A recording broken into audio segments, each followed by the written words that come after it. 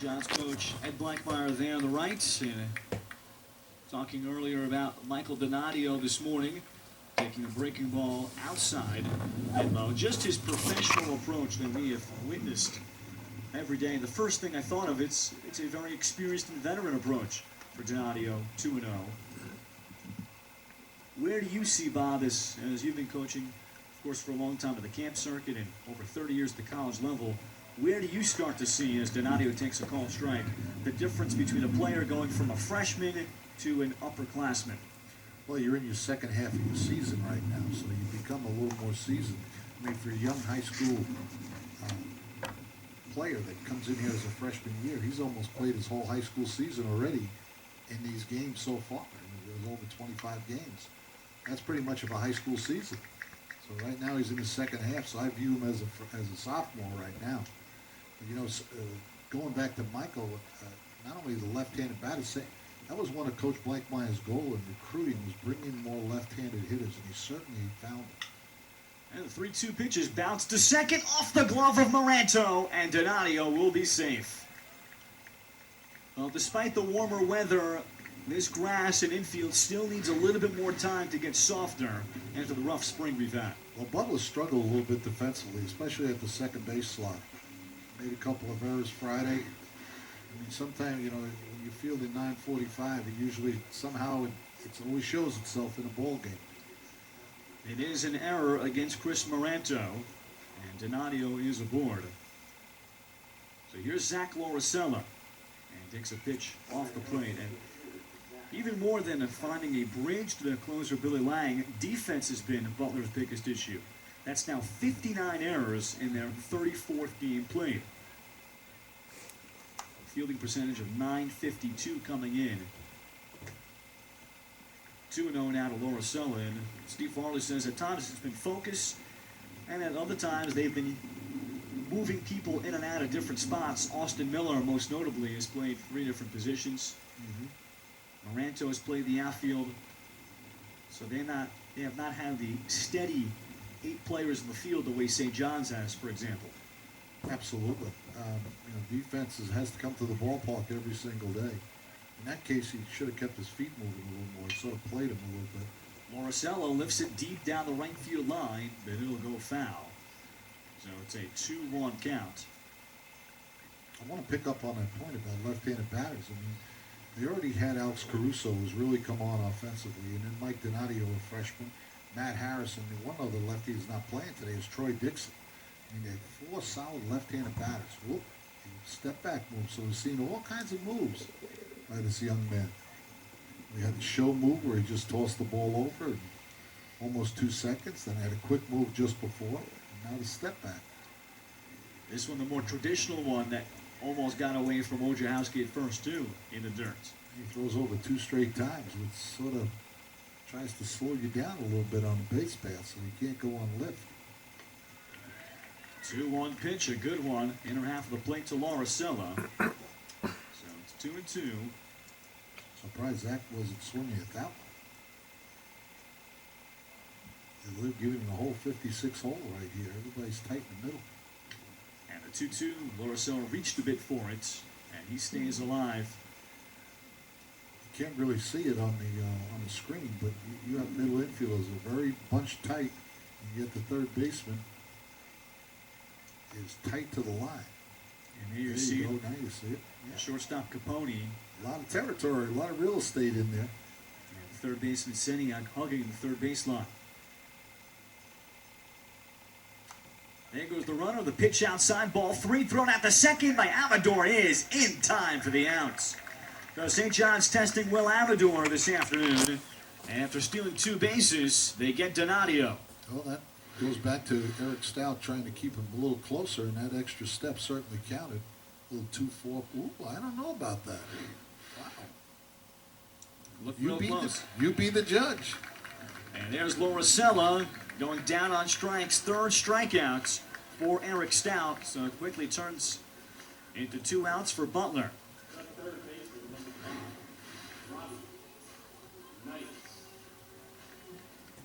That's the pitch I was looking for from the pull. Right there, get right out on. Rob Knights goes back up the middle of base hits. Now St. John's just adds another base runner. That's now 5 hits for St. John's. Again, coming in off of 12 hits yesterday against Butler pitching. As Kyle Allen started, gave up 10 hits through 5 2/3. The Butler bullpen was a little bit better, just 2 hits allowed over 2 1/3 innings pitched. Well, that goes back to, I have to come back to Stout throwing over 2 straight times. And all of a sudden now the question mark goes in the base runner's head. That might have been the half step that he needed to throw him out. He goes to the plate to Tyler Sanchez, who gets a call strike. Sanchez popped out to first base his first time up. And with 2 outs, we'll see if St. John's continues their aggressive running today. Sanchez has been the type of hitter, he gets his hits in bunches. 3 hits. In his 2-hit games, he's had multiple RBIs. Good 2-strike hitter. Not a 2-out RBIs. Well, St. John's have been very good with 2-out RBIs, especially with 2 strikes. Close play at first base that Knights is able to dive in safely on. Knights has stolen 2 out of 3 this year in his freshman year. And the 0-1 to the plate. And a slider that misses low from Stout. So it's a ball and a strike here to Tyler Sanchez. A new catcher this season for St. John's, a junior college transfer.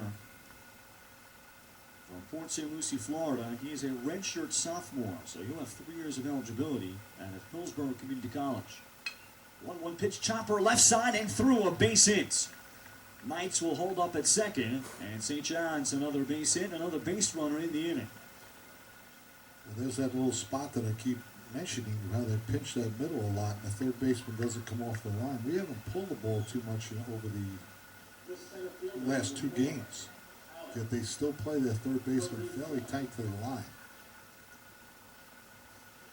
So it'll be Alex Caruso, who's already 2 for 2, a double and a triple, and time called with Amador having a word with Stout, and also with the runner on at second base Knights to change some signs. No warm-up action in the Butler bullpen. They'd like to see how Eric Stout go for a while today. Be interesting to see how he pitches Caruso here after he hit that low inside fastball for a triple.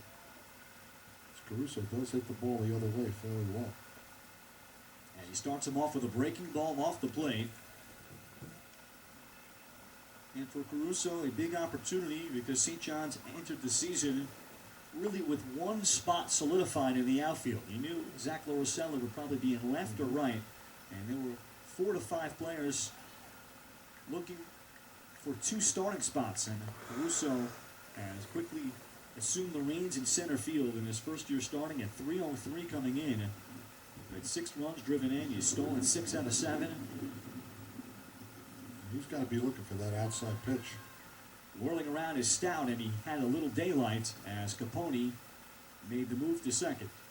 He has to be looking for that outside pitch because the way he drilled that inside fastball, he's looking to hit it right over shortstop here. He's just waiting for a strike. On 2-0, Caruso gets a breaking ball strike. That's a good take. That's not the pitch you want, 2-0. It's a good test for Alex Caruso right here. And on 2-1, he lays off the pitch that was low and in. And it's 3-1. Look how he tried to throw a change up there. Inside change. Yeah, it was a change up. Well, he has to come in with this one. Here we go. Capone not cutting to the second base bag as they look to keep Rob Knights close. Go to the restart button. This is an important pitch in the game right here. And Caruso takes low on 3-1. So the bases are loaded. Caruso on for the 3rd time. The bases loaded for Brent Dennis. Alex Caruso works a walk, and he's known for them. gets on base. He's got a good high percentage. On base percentage is about 450. That's a useful leadoff hitter, that's for sure. So it's up to Brett Dennis.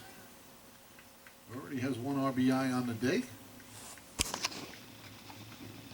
And Stout misses outside with ball 1.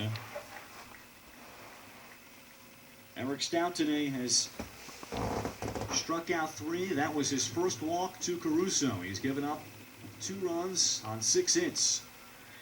And he comes back with a fastball strike to Dennis. Pitcher's pitch right there. Dennis ripping a single right back up the middle through the drawn-in infield last time.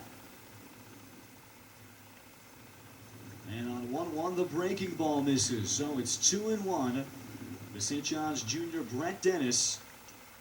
St. John's looking to take the lead back. Another 2-1 pitch. Coming right down Broadway here. Whoop. It's 3-1 to Dennis as Amador had to chase that ball from going to the backstop.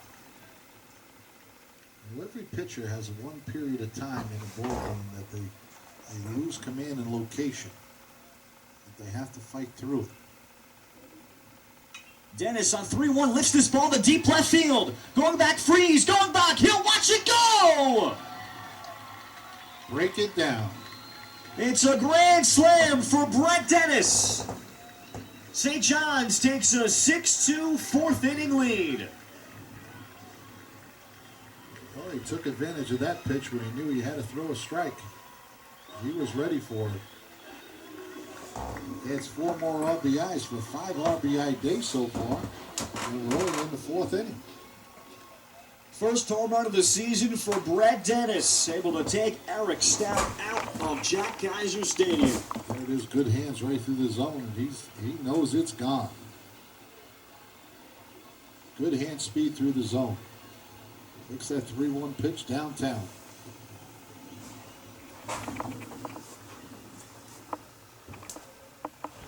So Brett Dennis has made a